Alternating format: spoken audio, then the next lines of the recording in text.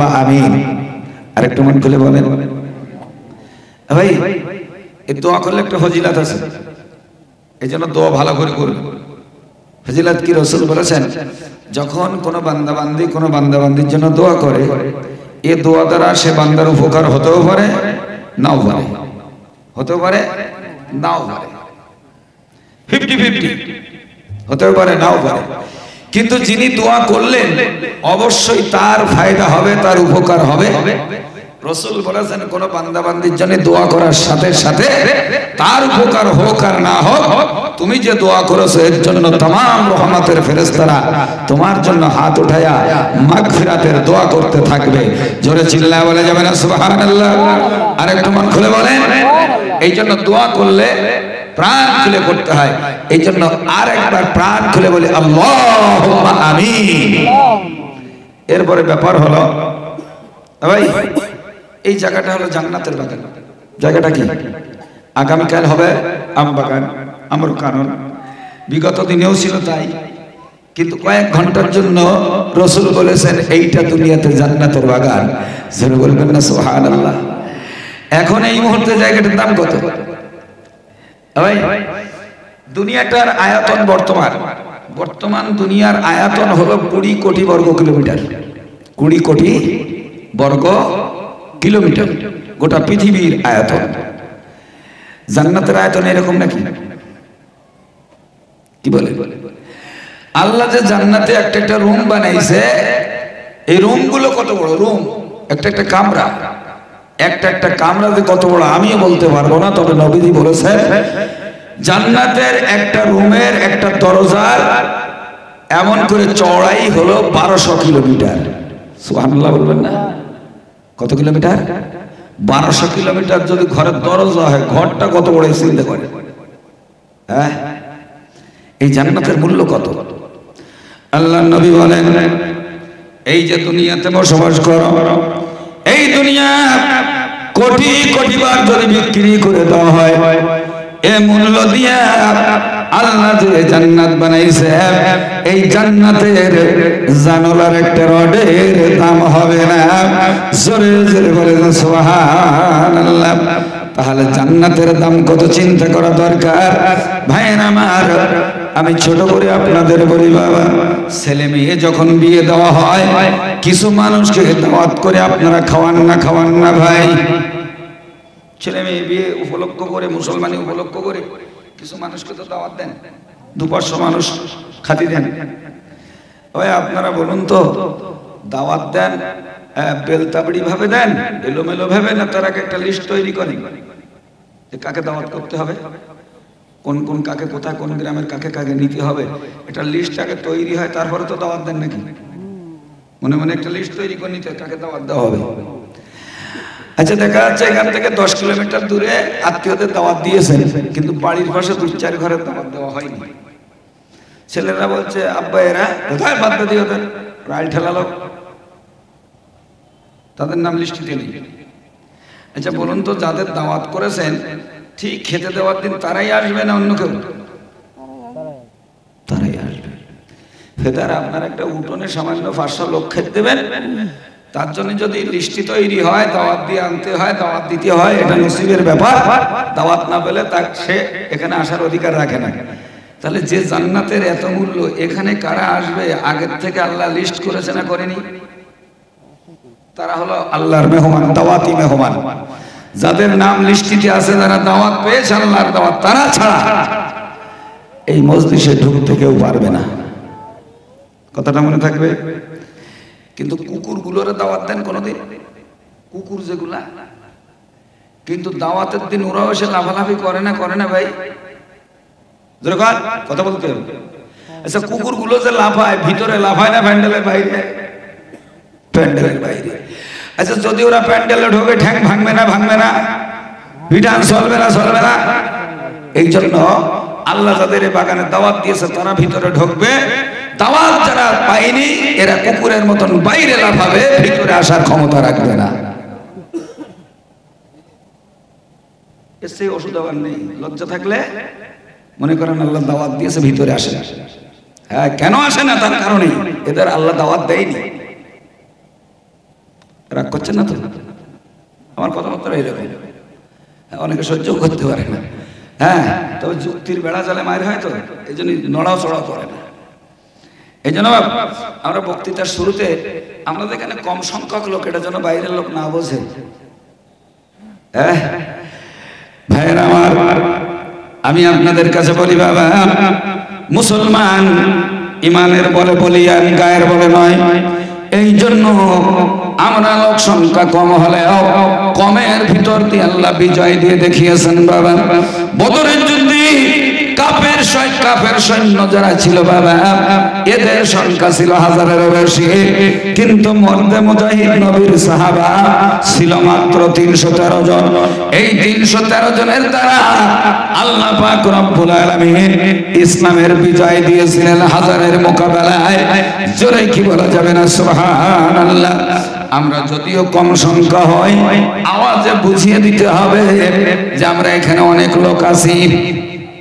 কৌশল কোন একটা যুদ্ধে কাফের অনেক, হাজার হাজার কাফের, কিন্তু মুষ্টিমেয় কিছু সংখ্যক সাহাবা ডাক দিয়ে বলে, ইয়া রাসূলুল্লাহ, ওদের সঙ্গে যুদ্ধে জেতা যাবে না, ওরা সংখ্যায় অনেক।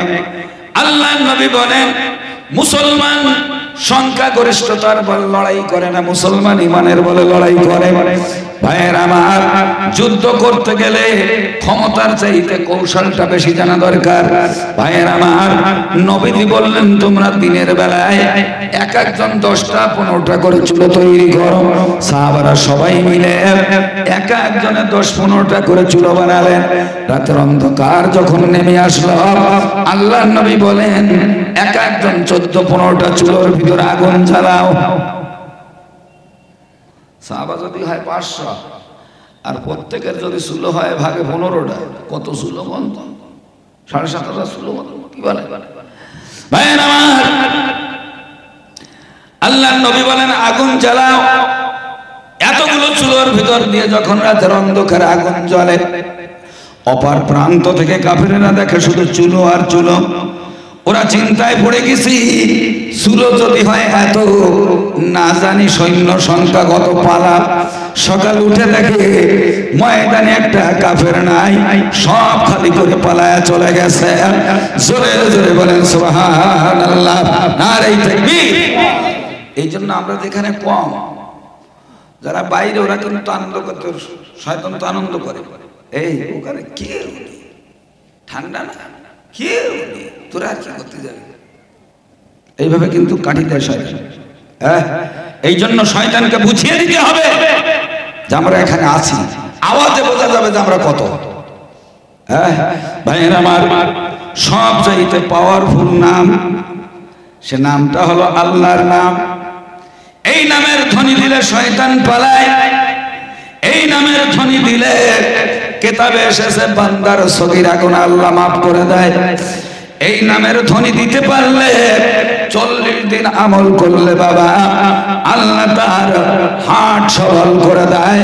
হার্টের রোগীর ডাক্তার দেখানো লাগবে না, 40 দিন আমল করবে। আল্লাহু আকবার জোরে 40 দিন আমল করলে অবশ্যই আল্লাহ তার হার্ট সবল করে দিবে।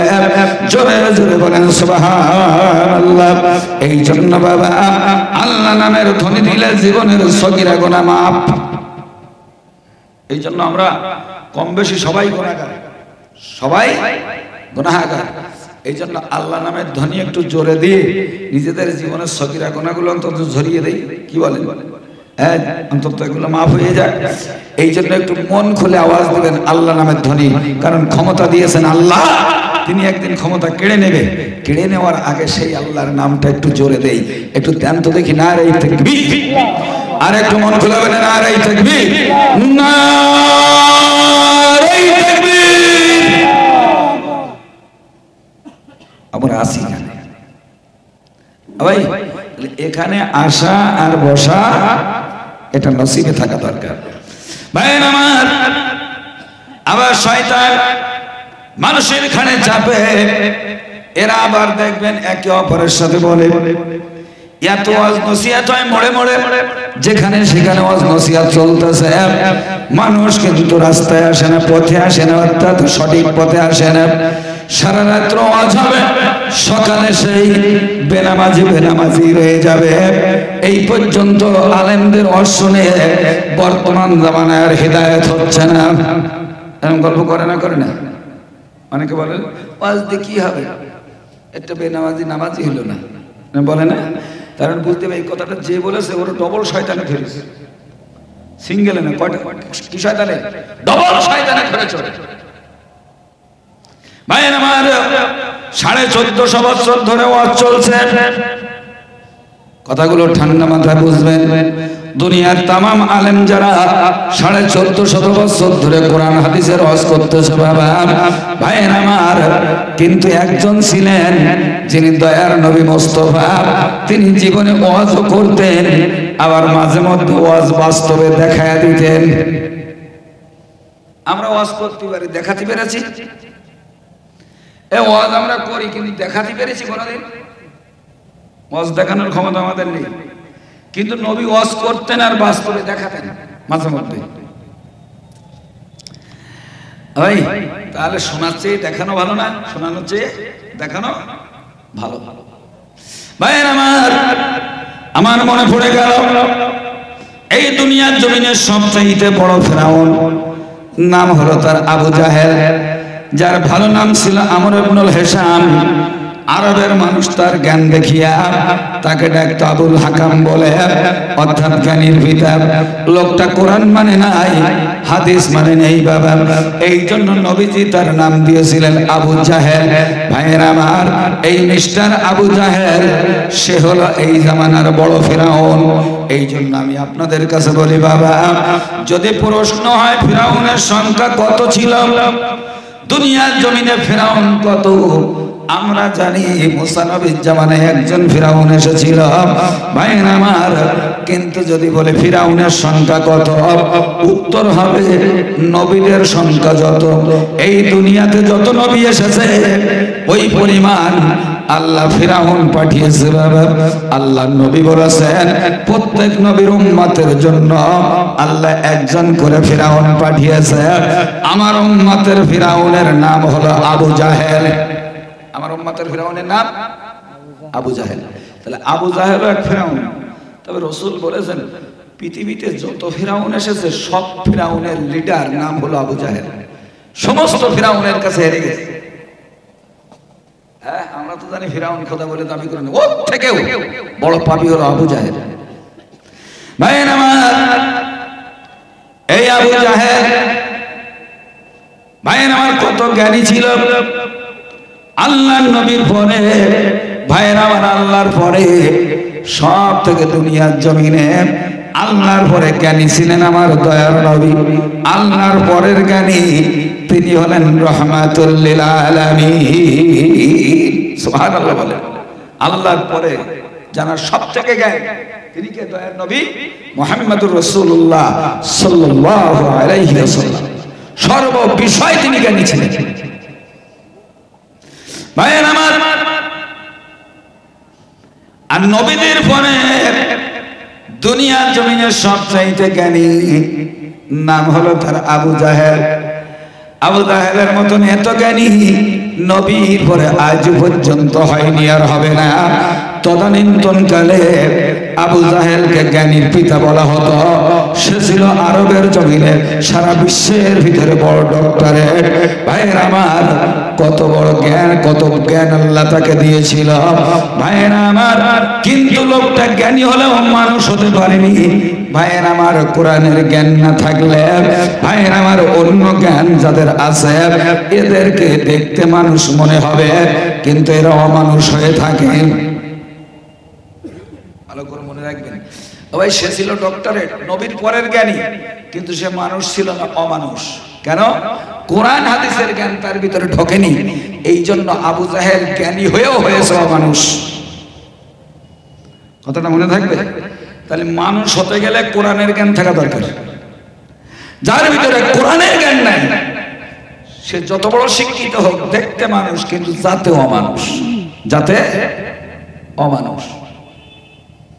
যদি বিশ্বাস না করেন, এবার গরু জীবনে পেশাব করে পানি নেয়? কুকুর পানি নেয় না, কারণ ও অমানুষ। তো ওরা পশু, ওরা কি অমানুষ? আচ্ছা, দুই পায়ের ভিতরে যারা পেশাব করে মুতে পানি নেয় না, ওরা মানুষ না অমানুষ? দেখতে মানুষ, যাতে অমানুষ। আচ্ছা, দেখি বাদ দেন ভাই, এই আলঠালা কিছু লোক আছে না, আলঠালা, আলটাল ঠেল না? আচ্ছা, আইল যারা ঠেলে, এদের ভিতরে হাফেজ সাহেব, কারি সাহেব, মৌলানা সাহেব আছে? যে অমুক মুফতি সাহেব, মৌলানা সাহেব, কারি সাহেব আইল ঠেলেছে, মুয়াজ্জিন আইল ঠেলতে, ইমাম সাহেব আইল ঠেলতেছে, আছে ভাই? শুধু তাই না, এই মহিলা সমিতি করেছে মুফতি সাহেব, তার স্ত্রী, দেখাতে পারবেন? দেখাতে পারবেন না। বুনিরই ফাঁকি দিয়েছে, মেয়েরে ফাঁকি দিয়েছে কোনো মুফতি সাহেব, দেখাতে পারবেন? অথচ IA pass, BA pass, doctor, master, এরা ফাঁকি দিয়েছে না, দেয়নি? তাহলে যারা বুনিরই ফাঁকি দেয়, মেয়েরে ফাঁকি দেয়, যারা পেশাব করে পানি নেয় না, আইল ঠালে, মিথ্যে কথা বলে, এদের দেখতে মানুষ মতন লাগবে, কিন্তু যাতে অমানুষ, যাতে অমানুষ। কারণ কোরআনের জ্ঞান এদের ভিতরে নেই, এই জন্য অমানুষ তৈরি হয়েছে। কথা ঠিক বলছি না ভুল বলছি? রাগ করবেন না। আর কসু যদি অমানুষ হয়, কসু মানে অজাত কসু যদি হয়, ওরা যত কায়দা রান্না করে গাল শুন কবেই ভাই। এই জন্য জাতের কসু রান্না করলে খাওয়া যায়। হ্যাঁ, কথাগুলো ঠান্ডা মাথায় বুঝি। এই আবু জাহেল অমানুষ, এত জ্ঞানী হওয়ার পরে তাকে অমানুষ বলা হয় বাবা, কারণ কোরআনের জ্ঞান তার ভিতরে ছিল না, এই জন্য সে ছিল অমানুষ। একদিন নবীর দরবারে এসেছে, খুরমা খেজুর একটা পোড়াইয়া একেবারে ছাই করে নিয়ে এসেছে। ছাই, খুরমা পুড়িয়ে ছাই করেছে বাবা, করে একটা কাগজে করে এনে বলছে, মোহাম্মদ এই খেজুর পুড়িয়ে ছাই নিয়ে আসছি, এ দিয়ে যদি খুরমা গাছ বের করে দেখাতে পারো তো মুসলমান হয়ে যাবো। আল্লাহর নবী ডাক দিয়ে বলে, এটা হয় নাকি চাচা? আবু জাহেল বলে, ভাতিজা হয় না আমিও জানি, তবে নবী হলে হবে এটা আমিও জানি। হয় না জানি, কিন্তু নবীদের দ্বারা এটা সম্ভব এটাও জানি। তুমি যদি প্রকৃত নবী হও, তাহলে এটা থেকে গাছ বের করে দেখাও, আমি মুসলমান হয়ে যাব। ভাইয়ের আমার, আল্লাহর নবী কান্দে আর বলে, মাবুদ রে, এটা কেমনে সম্ভব? আল্লাহ বলে, বরকতি কালাম, রহমতি কালাম, কোরআনে কারীমের আয়াত বিসমিল্লাহির রহমানির রহিম, এইটা বলিয়া তুমি ছাইটা ফুতে দেবে, আমি আল্লাহ বাদ বাকি কাজ করে দেখায় দেব। আমার নবী আবু জাহেলের সামনে বিসমিল্লাহির রহমানির রহিম বলিয়া যেই মাত্র খেজুর পোড়ানো ছাই মাটিতে দাফন করে দিয়েছে বাবা, সেকেন্ডের ভিতরে বড় ধরনের খুরমা গাছ বেরিয়ে গেছে। জোরে জোরে বলেন সুবহানাল্লাহ। ভাইয়ের আমার, আবু জাহেল বলে, ভাতিজা মুহাম্মদ, এতদিন জানতাম তুমি ছোট জাদুকর, আজকে প্রমাণ করে দিলে তুমি বড় জাদুকর। জোরে জোরে বলেন নাউজুবিল্লাহ। আল্লাহর নবী বলেন, আমি জাদুকর নই, আমি হলাম আল্লাহর পয়গম্বর। তুমি মুসলমান হইবার চাইছো চাচা, কলেমা পড়ে মুসলমান হয়ে যাও। ভাইয়ের আমার ডাক দিয়া বলেন, নবী হইলে মুসলমান হতাম, বলা লাগতো না তুমি জাদুকর। আল্লাহর নবী বলেন, আসলে আমি জাদুকর না, আমি পয়গম্বর, তবে তুমি মুসলমান হবে না, তার কারণ হলো তুমি হলে জাতে বেজুত। তুমি জাতে বেজুত। আচ্ছা, আপনারা এবার বলেন, রাসূল আবু জাহেলকে শোনালো না দেখালো? দেখিয়েছে ভাই। ওই রকম একটা কাজ যদি আমি করে দেখাতে পারতাম, আমেরাটি ফুটিয়ে দেবো, চট করে গাছ বেরিয়ে যাবে। ওই আমার বোধহয় জীবনে ওয়াজ করা লাগতো না, এলাকার মানুষ সব আমার ভক্ত অনুরক্ত হয়ে যেত। অথচ আবু জাহেল এত বড় শিক্ষিত হওয়ার পরেও খেজুর গাছ বের করে দেখিয়েছে, পোড়ানো খেজুরের ছাই দিয়ে, তারপরেও বলতো তুমি জাদুকর। কত বড় অমানুষ! রাসূল বললেন, আমি জাদুকর না, আমি পয়গম্বর, তুমি নসিহত গ্রহণ করবা না, কারণ তুমি হলে জাতে বেজুত। এই জন্য ওয়াজ নসিহত তাদের কাজে আসবে যারা জাতে সুজুত।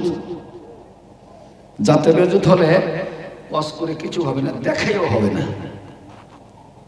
ভাই আমার, আবু জাহেল বাড়িতে চলে গেল আর বলে গেল, ভাতিজা আমার মন বলে খেজুরটা পোড়াবার সময় দানাটা হয়তো ঠিক মতন পড়িনি। এবার বাড়িতে যাইয়া খেজুর একটা লইয়া ভিতর থেকে দানাটা বের করে নিয়ে শুধু শ্বাস নিয়ে নবীর দরবারে এসেছে। ডাক দিয়ে বলে, মুহাম্মদ, এই যে খেজুরের শ্বাস, এর ভিতরে আটি নাই, এই শ্বাস দিয়ে গাছ বের করে দেখালে কথা দিলাম এবার মুসলমান হয়ে যাব। আল্লাহ নবী বলেন, এটা কি সম্ভব? বলে, নবী হলে সম্ভব। নবী আমার পুনরায় বিসমিল্লাহ বলে যেই মাত্র খেজুরের শ্বাস ফুটে দিয়েছে, সঙ্গে সঙ্গে বড় ধরনের খোরমা গাছ বেরিয়ে তার মাথায় খোরমা পেকে রয়েছে। জোরে জোরে বলেন সুবহানাল্লাহ। ডাক দিয়া বলে, তুমি হইলে জাদুকর।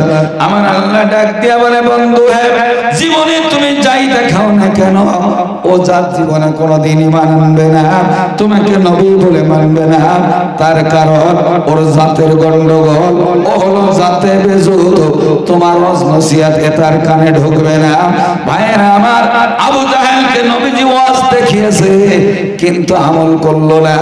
এই জন্য বলেছেন, কোরআন হাদিসের জ্ঞান যারা গ্রহণ করে না, কোরআন হাদিসের আলোচনা যারা শোনে না, কোরআনের জ্ঞান যাদের ভিতরে যাবে না, এরা দুনিয়াতে ডাক্তার, মাস্টার, উকিল, ব্যারিস্টার, যত উচ্চ শিক্ষিত হোক না কেন, দেখতে মানুষ হবে কিন্তু এরা জাতে অমানুষ থেকে যাবে। এই জন্য পৃথিবীতে মানুষের জাত রয়েছে, পৃথিবীতে একমাত্র মুসলিম জাতির ভিতরে। পৃথিবীতে যত ধর্মের মানুষ আছে তার ভিতরে মানুষ জাতের মানুষ একমাত্র মুসলমানদের ভিতরে ছাড়া পৃথিবীর কোন জাতের ভিতরে এই মানুষ তৈরি হয় না, সবই হয় অমানুষ। এবার আপনারা বলেন, এই ডাকাতি, খুন, রাহাজানি, মার্ডার, এই যেগুলো করে, এরা দেখতে মানুষ, যারা খুন করে, মানুষ মারে, এরা মানুষ না অমানুষ? জোরে বলতে হবে। যারা মানুষ মার্ডার করে, এরা মানুষ না অমানুষ? অমানুষ। কিন্তু কোরআনের জ্ঞান যাদের আছে তারা জীবনে কারো মানুষ মার্ডার করেছে, ডাকাতি করেছে, চুরি করেছে? করিনি। এই জন্য কোরআনের জ্ঞান এমন জ্ঞান, আল্লাহ বলেন, ইয়াসিন ওয়াল কোরআনিল হাকীম। আল্লাহু আকবার। কোরআনের জ্ঞান আল্লাহ পাক রব্বুল আলামিন বলেন, আল কোরআনিল হাকীম, হিকমতে ভরা, জ্ঞানে ভরা এই কোরআনে কারীম। এই কোরআনের কাছে যারা আসবে, কোরআনের জ্ঞান যারা অর্জন করবে, এরাই হবে দুনিয়াতে প্রকৃত জ্ঞানী। জোরে জোরে বলেন সুবহানাল্লাহ। কোরআন মানুষকে প্রকৃত জ্ঞানী বানায়।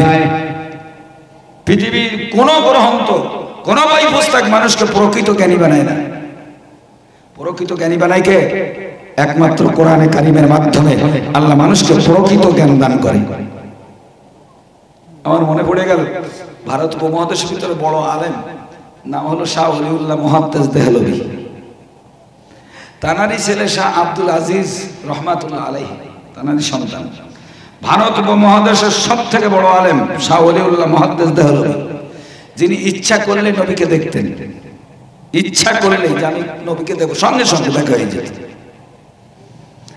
কিছুদিন নবীর সাথে দেখা হয় না, আবার নবীর সঙ্গে শাহ ওলিউল্লাহ হুজুরেরও দেখা হয় না। তো উনি ঘুমিয়ে আছেন, হঠাৎ করে দেখেন নবী ওনার বাড়িতে হাজির। সুবহানাল্লাহ বলবেন না? বলে, হুজুর আপনি? তোমার সাথে অনেকদিন দেখা হয় না, এই জন্য মদিনাতে থাকতে পারিনি, আমার মনটা ছটফট করতেছে তোমার দেখার জন্য, এই জন্য আমি মদিনার মাজার শরীফ, রওজা শরীফ থেকে আমি তোমার বাড়িতে তোমার সঙ্গে দেখা করার জন্য এসেছি। জোরে বলা যাবে না সুবহানাল্লাহ? নবীর সাথে কি প্রেম ছিল চিন্তা করেন। ডাক দিয়া বলতেছে, ইয়া রাসূলুল্লাহ, অনেকদিন পরে যখন দেখা পাইলাম, আপনি কিছু হাদিয়া দিয়া যান। নবীজি তখন হাত দিয়ে নিজের দাড়ি মোবারক এমন করছিলেন, মাঝে মধ্যে আমরা যেমন করি, এরকম এরকম করে না? করলে দুটো একটা ঝরা দাড়ি, মরা দাড়ি হাতে উঠে আসে, গেল এরকম এরকম করলে আসে না? মায়ের আমার দিলেন নবী ডাক দিয়া বলে, ওলিউল্লাহ কি তোমারে হাদিয়া দিব? এইরকম করতে করতে নবীজি দেখেন তানার মুবারক তিনটে দাড়ি তানার হাতের ভিতরে। আল্লাহ নবী বলেন বাবা হাতিয়া চাইছো কি আর দিবাই ঝরা দাড়ি, আমার 3টে ঝরা দাড়ি তোমার দিলাম, এই নাও।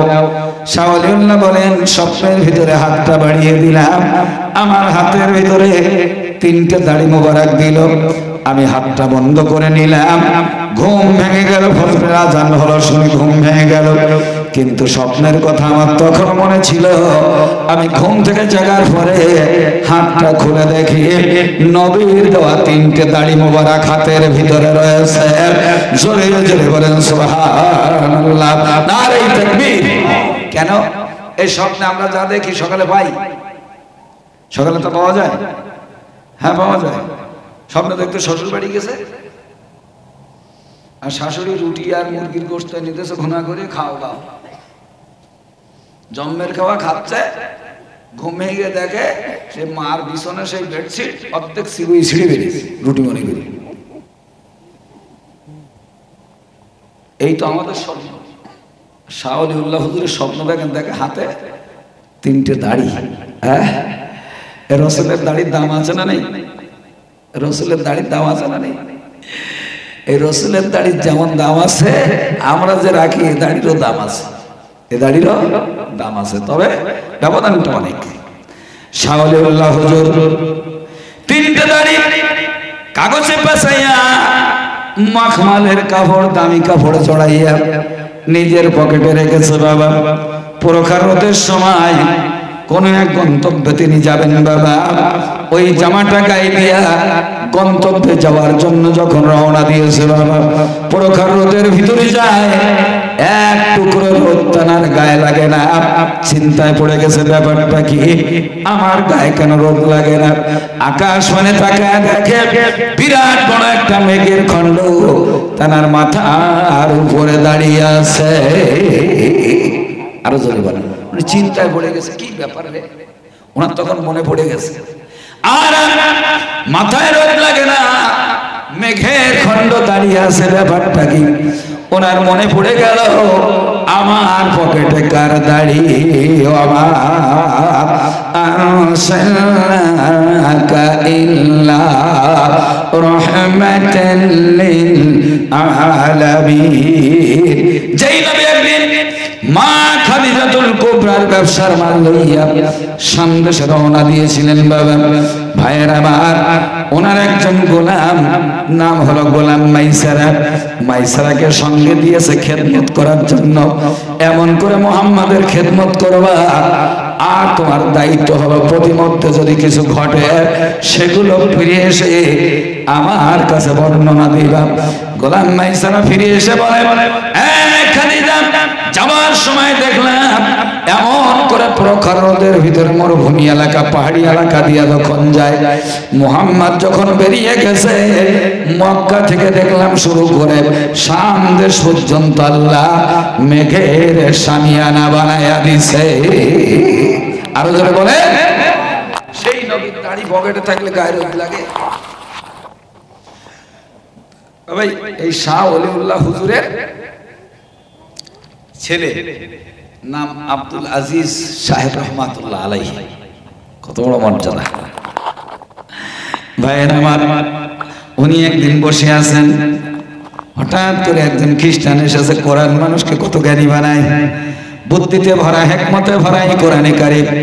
এই জন্য বাস্তবে বলে দেই বাবা, আজ পর্যন্ত কেউ কোনোদিন শুনেছেন 1450 বছরের ভিতরে ভাইয়ের আমার ইসলামের সাথে অন ইসলামিক লোকজন যারা রয়েছে, মুসলিমদের সাথে কাফের বেঈমানের সাথে বহু বাহাস মোকাবেলা হয়েছে, আজ পর্যন্ত কোনোদিন আলেমরা হেরে বাড়ি এসেছে? যত জায়গায় জিতেছে, কারা জিতেছে? আলেমরা জিতে। ইংরেজদের বিরুদ্ধে বাহাস করে জিতেছে, কারণ এর সাথে বুদ্ধিতে আটতে পারি। এ বুদ্ধি হলো কোরআনের দেওয়া অবদান, কোরআনের অবদান। মায়ের আমার একজন খ্রিস্টান পাদ্রী এমন করে শাহ ওলিউল্লাহ হুজুরের ছেলে আব্দুল আজিজের কাছে এসে বলতেছে, হুজুর একটা সমস্যায় পড়ে সমাধানের জন্য আপনার কাছে এসেছে, একটু সমাধান দিলে ভালো হয়। বলে সমস্যাটা বলো, তারপরে তো সমাধান দেওয়া যাবে। বলে হুজুর আমি গন্তব্যে যাচ্ছিলাম, কোনো একটাই যাব, একটা গন্তব্যে। এই নিয়ে আমি যখন বাড়ি থেকে বের হলাম, যেতে যেতে গভীর জঙ্গলে চলে গেলাম। এই গভীর জঙ্গলের ভিতরে যায় দেখি একই রাস্তা হঠাৎ করে দুটো ভাগ হয়ে গেছে, মানে দুই দিকে চলে গেছে। যেতে যেতে তিন রাস্তার মোড়। অচেনা লোক কিন্তু থমকে দাঁড়িয়ে যায়, কোন দিক থেকে, ডাইনি যাবো না বাই যাবো, এরকম হয় না? ওদের আমি পথ চলতে চলতে দেখি জঙ্গলের ভিতরে, গভীর জঙ্গল, হ্যাঁ, এইরকম অন্ধকার আচ্ছন্ন অবস্থা, দেখি দুটো রাস্তা দুই দিকে চলে গেছে। হুজুর আমি থমকে দাঁড়িয়ে দেখি একটা লোক ওই রাস্তার ধারে ঘুমোচ্ছে, আর একটা লোক হাঁটাচলা করছে জাগ্রত। তো হুজুর এবার বলেন আমার গন্তব্য কোন দিকে, এটা জিজ্ঞাসা করবো কার কাছে? এটা জিজ্ঞাসা করবো কার কাছে? আমি কোন দিক যাবো, আমি অমুক জায়গায় যাবো, সেটা কোন রাস্তা, ডাইনের রাস্তা না বামের রাস্তা, এটা জিজ্ঞাসা করবো কার কাছে? হ্যাঁ ভাই, যে লোকটা দাঁড়িয়ে আছে ওর কাছে জিজ্ঞেস করতে হবে। কিন্তু আব্দুল আজিজ হুজুর ডাক দিয়া বলে, শোনো, তোমাকে অপেক্ষা করতে হবে। যে লোকটা ঘোরাফেরি করতেছ ওখানে, ওই লোকটার কাছে জিজ্ঞাসা করলে হবে না, তোমাকে ওখানে ওয়েট করতে হবে। ঘুমান্ত লোকটা জাগ্রত হলে ওর কাছে রাস্তা জিজ্ঞাসা করলে সঠিক রাস্তা বলে দিবে। জোরে জোরে বলেন সুবহানাল্লাহ। ইয়াসিন ওয়াল কুরআনিল হাকীম। হিকমতে ভরা, বুদ্ধিতে ভরা, জ্ঞানে ভরা কোরআনে কারীম। কোরআন মানুষকে বড় জ্ঞানী বানায়। ভাইরা আমার, আমরা হলে বলতাম জাগ্রত লোকটার কাছে জিজ্ঞাসা করো। তো হয়তো হুজুর কি ধরনের জবাব? যে লোকটা ঘুমাচ্ছে সে কখন উঠবে তার কাছে জিজ্ঞাসা করতে হবে, কিন্তু হেঁটে বেড়াচ্ছে এর কাছে জিজ্ঞাসা করলে অসুবিধে কি? হয়তো অসুবিধে হলে ও লোকটা তোমারই মতন রাস্তা হারিয়ে গেছে, ও লোকটাও রাস্তা খুঁজে পাচ্ছে না, তো ও বসে রয়েছে, ওই লোকটা ঘুমাচ্ছে, ও উঠলি তাই জিজ্ঞাসা করবে। তো যে লোকটা নিজে রাস্তা চেনে না ওর কাছে তুমি কি শুনবা? কি জ্ঞানী দেখেন। তারপরে শাহ ওলিউল্লাহ হুজুর, ওনার ছেলে শাহ আব্দুল আজিজ হুজুর বলছেন, বাবা আসলে পাদ্রী তুমি যে প্রশ্ন করেছো এটা জানার জন্য না, প্রশ্ন ছিল আমার ঠকাবার জন্য। তার মানে তুমি এসেছো একটা নিয়েতে, এই যে মশলা জিজ্ঞাসা করেছো আমার কাছে, আমি যদি বলতাম ওই জাগ্রত লোকটার কাছে রাস্তা জিজ্ঞাসা করবা, এই কথা বলার সাথে সাথে তুমি আমাকে ধরে ফেলতে আর বলতে হুজুর তাহলে বলেন আপনাদের নবী তো ঘুমায়, আপনারাই বলেন নবী ঘুমায়। আমাদের নবী জাগ্রত অবস্থায় আছে আকাশে, আমাদের নবী ঈসা আলাইহিস সালাম মরি নাই, সে তো ঘুমায় না। তাহলে ঘুমানো লোক যদি রাস্তা দেখাতে না পারে, জাগ্রত লোক যদি দেখায়, তাহলে বর্তমান জামানায় আমাদের নবী ঈসা জীবিত, সেই ছাড়া রাস্তা তো মুহাম্মদ দেখাতে পারবে না। এর জন্য আপনাদের খ্রিস্টান হতে হবে। এজন্যই তো তুমি আমার কাছে এই মশলাটা নিয়ে এসেছো। যেই মাত্র তার মনের কথা বলে দিয়েছে, খ্রিস্টান পাদ্রী পায়ে জড়িয়ে ধরে কলেমা পড়ে মুসলমান হয়ে গেছে। ইয়াসিন ওয়াল কুরআনিল হাকীম। কোরআনের কাছে যে যতটা যেতে পারবে আল্লাহ তাকে কোরআনের জ্ঞানের দ্বারা জ্ঞানী বানিয়ে দেবে। ভাইয়েরা আমার, এই জন্য বিশ্বের ভিতরে সবচাইতে জ্ঞানী এরা হলো মুসলিম জাতি। জোরে চিল্লায়া বলেন সুবহানাল্লাহ। খ্রিস্টানেরা নিজেদেরকে জ্ঞানী বলে, কিন্তু দেখবেন বর্তমান খ্রিস্টানেরা পায়খানা করে পানি খরচ করে না, পেপার দিয়ে একটু মোছে, পেপার দিয়ে একটু মোছে। কত বড় নোংরা যায়, পেপার দিয়ে মুছিয়ে, কিন্তু যে হাত দিয়ে পেপার দিয়ে মুছলো ওই হাতে আবার একটু পানি দিয়ে ধোয়, কিন্তু জায়গায় ধুইনি। তাহলে ওরা মানুষ হয়েছে না অমানুষ? ভাই কাফের বেঈমান যারা আছে, হিন্দু যেখানে যা আছে, ওরা জীবনে পেশাব করে পানি নেয় না, নিজের লুঙ্গিতে নাই প্যান্টে নিয়ে বাড়ি যেয়ে ঘুমায়। কথা ঠিক বললাম না ভুল বললাম? এই জন্য কোরআন মানুষকে জ্ঞানী বানায়। কোরআন ব্যতিরিকে অন্য শিক্ষা যদি কারোর ভিতরে থাকে, কোরআনের জ্ঞান না থাকলে দেখতে মানুষ হবে, কিন্তু কাজকর্ম সব হবে অমানুষের মতো, জীব জানোয়ারের মতো। কথা ঠিক বললাম না ভুল বললাম? রাগ করবেন না, কথাগুলো ঠান্ডা মাথায় বলছি। ভাইয়ের আমার, আপনার বাড়িতে বিয়াই আসছে, বিরিয়ানি রান্না করলেন, গরুর গোশতের বিরিয়ানি, আর দুপুর বেলায় সামনে দিয়েছে দুই বিয়াই খাচ্ছেন বাবা, দুই প্লেট দুইজনের সামনে বিয়াইকে নিয়ে আপনারা দুইজন খাচ্ছেন বাবা। হঠাৎ করে আপনার একটা নাতি হামাগুড়ি দিয়ে এসেছে বাবা, আর সামনে একটা ডেক্সি বাটি কিংবা গামলার ভিতরে এক্সট্রা কিছু বিরিয়ানি দিয়ে এমন করে একটা বিরিয়ানি তোলা চামচ তাতে রেখেছেন, হাতা চওড়া এরকম রাখে না বিরিয়ানির, হ্যাঁ যদি বেড কি লাগে নেবে। আর আমরা বাড়িওয়ালা বিয়াই, ওই বিয়াই মোটামুটি বাড়িওয়ালা বিয়ার নাতি পোতা একটা হামাগুড়ি দিদি দিদি এসে দাদু দাদু করতে করতে এসে ভস করে ওখানে পায়খানা ফেলতেছে। অধিক তো মেয়ে ছেলেটির সব কাজে ব্যস্ত, এত টাকাটা কি করলো তা কেউ আসলো না। দাদু কি করেছে, ওই বিরিয়ানি তোলা যে চামচ ওইটা মেরেছে, ঘস করে মেরে দিয়েছে, মেরে দিয়ে ওটা ফেলেছে, ফেলিয়ে এই আপনি বিয়াই কিন্তু ওখানে দেখছেন কি করে, ওটাতে ফেলে দিয়ে দেখলো সুন্দর করে ধুলো, সার্ফ ও সাবান এটা সেটা দিয়ে কায়দা করে ধুইয়ে ফেলে পরিষ্কার পরিচ্ছন্ন করে ওটা এনে আবার ওই বিরিয়ানির ওই গামলায় মেরে রেখেছে। আচ্ছা বলেন, ও যতই ধুক অত রুস হবে ওই ওই ওই চামচে কাটে বিরিয়ানি খাওয়া রুস হবে? কেউ খাবে? জোরে বলতে হবে, খাবে কেউ? খাবে না, ও খাবেই না। তার কারণ কি, ও গু ফেলানি চামচ, যতই ধুয়ে নিয়ে এসো গু ফেলানি চামচ। তাহলে যাদের রুচিবোধ আছে মুসিক না তোরেরাও খাবে না, ওদেরও রুচিবোধ আছে। আমার বলার উদ্দেশ্য হলো আল্লাহ পাক রব্বুল আলামিন আশরাফুল মাখলুকাত হিসাবে আমাদের বানাইয়া আল্লাহ ডাইনে বামে দুইটা চামচ লাগাইয়া দিয়েছে, একটা খাওয়ার চামচ, একটা গু ফেলানো। বাম হাতটা গু ফেলানো, নাক ঝাড়া, বিভিন্ন নোংরা জিনিস ধরা, এর জন্য কোন বাম হাত, বাম চামচ, আর এটা হলো ডান চামচ। হ্যাঁ, আমার বলার উদ্দেশ্য ভাইয়ের আমার, এই নোংরা পরিষ্কার করা বাম হাত, এই বাম হাত দিয়ে বাবা যতই আপনি সাবান দেন, সার্ফ দেন, যাই করেন না কেন, আসলে তো বাম হাতটা গু ফেলানো চামচ।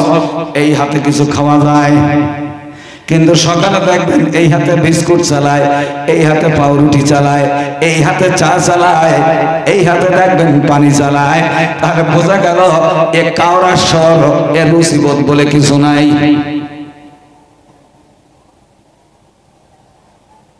গাজালা করতে হবে নাকি? তাহলে বাম হাতে যারা খায়, কোরআনের জ্ঞান না থাকার কারণে জাত হয়েছে অমানুষ। কেন বললাম অমানুষ? এই পৃথিবীতে একটা জাত আছে বাবা, একটা প্রাণী আছে যে প্রাণীর আপনি ডান হাতে ধরালেও খাবে না, বাম হাতে খায়। প্রাণীর নামটা হলো বাদর। প্রাণীর নাম কি? বাদরের আপনি ডান হাতে খাওয়াতে পারবেন না, ও হারাম করে কিছু দিলে বাম হাত দিয়ে দেবে। তাহলে বাদর তো অমানুষ, তাহলে তার চরিত্র দুপাইয়ের ভিতরে থাকলে ও অমানুষ হয়েছে, যেহেতু এর ভিতরে কোরআনের জ্ঞান নেই। বাদরের ভিতরে কোরআনের জ্ঞান নেই, এ জাতেরও কোরআনের জ্ঞান নেই, বা হাত দিয়ে খায়, গু ফেলানো হাত দিয়ে। রুচিবোধ যাদের আছে ওয়াজ শুনবার পরে অন্তত বাম হাতে আর খাবে না, যদি তার রুচিবোধ বলে কিছু থাকে। এই জন্য খাবেন, পান করবেন কোন হাত দিয়ে? ডান হাত দিয়ে। কারণ বশত বাম হাত দিলেও টাচ করে রাখবেন ডান হাত। আমার এই হাতে কাজ আছে, অনেক কিছু আছে, কেউ কিছু দিচ্ছে, এই হাত দিয়ে নেওয়া যাবে, তবে এই হাতটা সংযোগ, এই হাতটা সংযোগ দিতে হবে। আমলটা করবেন, বলেন ইনশাআল্লাহ।